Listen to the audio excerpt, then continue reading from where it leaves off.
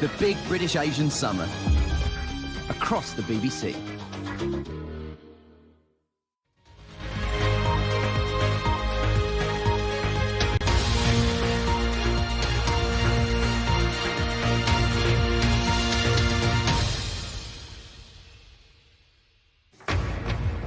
Tonight at 10, millions go to the polls in Zimbabwe in historic elections, the first after nearly 40 years of Robert Mugabe.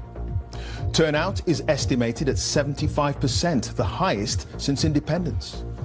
I'm very hopeful for a new Zimbabwe. I'm very happy that I'm able to make a change. I would like people to go to school, more schools, more clinics, more jobs. We'll be live in Zimbabwe, where international observers say the vote has been peaceful. Also tonight, if families and doctors agree, life support can be withdrawn from some patients without a court ruling. For all the families in this situation, they don't want to have to go to court and say they want someone to die. They want them back. But if they can't have them back, they don't want them in a nursing home for years and years and years. Northern Rail reinstates parts of the timetable it scrapped, but travellers still face enormous problems. A special report on the hunt for IS fighters, still on the run after the fall of so-called Islamic State.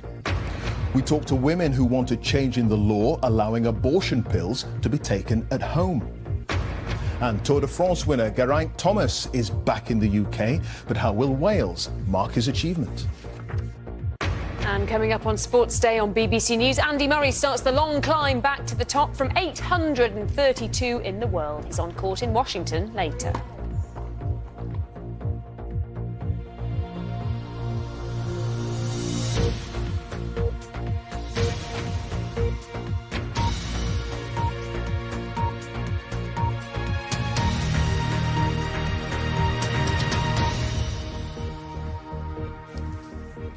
Good evening. Counting is underway in historic elections in Zimbabwe, the first since independence from British rule without Robert Mugabe running for high office. Voters have relished the opportunity for new leadership, with turnout said to be as high as 75%. Many voters have known no other leader but Mr. Mugabe.